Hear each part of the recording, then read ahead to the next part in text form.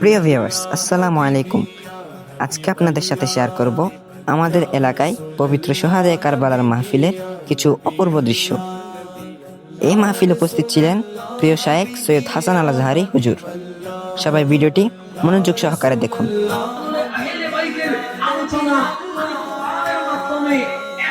শুরু করে দিলাম, সূর্য একদিন থাকবে না, একদিন ধ্বংস হয়ে যাবে, সেই আসমান একদিন শেষ হয়ে যাবে।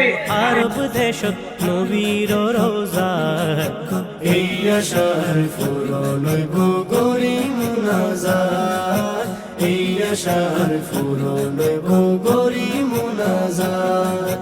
হতে যাইন আরব দেশত নবীর রোজা এই আশার ফুরন হইব গরি মুনাজাত, এই আশার ফুরন হইব গরি মুনাজাত।